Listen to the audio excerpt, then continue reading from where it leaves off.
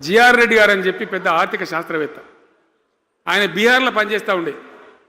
నేనే స్వయంగా జిఆర్ రెడ్డి గారికి ఫోన్ చేసి, అన్న మన సొంత రాష్ట్రం వచ్చింది, మనం బాగు చేసుకోవాలి, మీరు రావాలి అని పిలిపించుకొని అట్లాంటి వాళ్ళందరినీ సమూహపరచుకొని ఒక ఎజెండా వేసుకొని బయలుదేరి.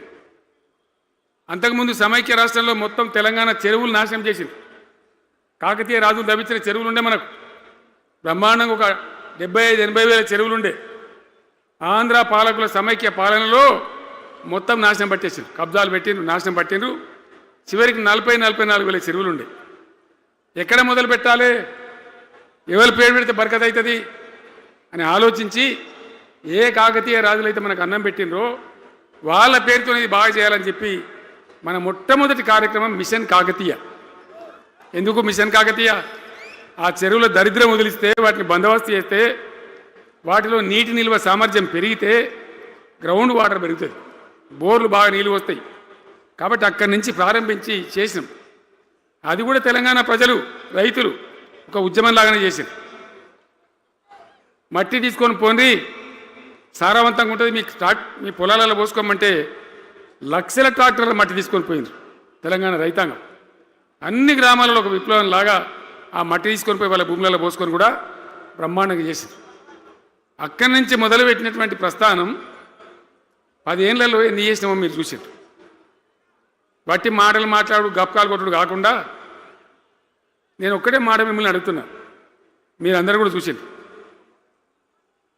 శాసనసభలో నిలబడి ఈ రాష్ట్ర చరిత్రలో ఎవడన్నా ఒక ముఖ్యమంత్రి ఈ 5 ఏళ్లలో మిషన్ భగీరథ కంప్లీట్ చేసి ప్రతి ఇంటికి నల్లా పెట్టి మంచినీళ్ళు ఇవ్వకపోతే మల్ల తేపకు నేను నిలవడం, ఓట్లు అడగం అని చెప్పిన ముఖ్యమంత్రి ఎవరన్నా చూసినామా? నేను చెప్పిన మాట అసెంబ్లీలో నిలబడి చెప్పి ఆ 5 ఏళ్లలో మిషన్ భగీరథ నీళ్లు తెచ్చి 100% కులం మతం సంబంధం లేకుండా తండాలు మారుమూల పల్లెలకు కూడా ప్రతి గ్రామానికి ట్యాప్ పెట్టి, ప్రతి ఇంట్లో ట్యాప్ పెట్టి మంచి స్వచ్ఛమైనటువంటి నీళ్ళు తెచ్చిచ్చింది. 5 ఏళ్ళు నడిచింది, నడవలే. మిషన్ భగీరథ నీళ్ళు పుష్కలంగా రాలే? ఏమన్నా రాలేదా? వచ్చినాయా? మరి ఇప్పుడు ఏం రోగం పుట్టింది నాకు అర్థం కాదు. ఇప్పుడు ఎందుకు గుంటుతుంది అది? ఎందుకు నీళ్ళు ఎత్తలేవు? వస్తున్నాయా ఇప్పుడు? మరి ఏం చేయాలా? లాగులు వలగదాకా చంపాలి. మంచి మాట కాకపోతే ఏం చేస్తారు? మంచిగా కట్టిన ఇల్లు పెట్టిపోయి కదా, 5 ఏళ్ళు నడిచింది కదా, మరి మీకేం బీమారీ వచ్చింది నాకు అర్థం కాదు. ఇంతింత పొడుగు మాటలు మాట్లాడుతుందా? అడ్డం పొడుగు మాట్లాడుతుందా? పొద్దున్న లేతే కేసీఆర్ చావాలి, నువ్వు 1000 జన్మలు ఇచ్చినా నేను చావనా కొడుకు అనుకుంటున్నావు.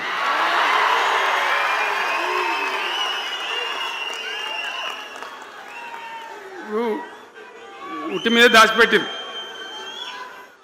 మన ఇళ్ళలో దాతారు కదా, ఏది ఉట్టి ఉట్టి అని ఉంటుంది. ఇప్పుడు మీకు తెలుసో లేదో కానీ ఇప్పుడు ఈ మధ్యలో ఫ్రిడ్జ్లు మోపోయిన మునుపు ఉట్టి అనేది ఉంటుండే. ఎండిపోయిన చేపలోకి నీ రొయ్యలో అవి ఉంటే నీ వరుగులు ఉంటే దాంట్లో పెడుదురు. పిల్లికి అందదా ఉట్టి, కింద కూసుకొని శాపం పెడతా ఉంటుంది, తెగాలే పడాలి, తెగాలే పడాలి. పిల్లి శాపానికి ఉట్టి తెగుతుందా? మరి విధవారు కేసీఆర్ రావాలంటే కేసీఆర్ దత్తడా? మీ దీవెన, మీ ఆశీర్వచనం ఉంటే జీవన్ రెడ్డి గారు అన్నాడు, నాకు 75-76 ఏళ్ళు వచ్చినాయి. జీవన నేను చెప్తున్నా, నాకు కూడా 72 వచ్చినాయి. నీ వెనకనే నేను కూడా లైన్లోనే ఉన్నా. నేను ఒక్కటే మాట చెప్తున్నా, ఇక మా దేశభక్తి శ్రీనివాసేమో నాకు ఇంత పెద్ద కట్ట రాసి ఇచ్చాడు, నువ్వు మాట్లాడాలి ఇవన్నీ. అవన్నీ కాదు. ఇక్కడ దరిద్రం పోయేదాకా,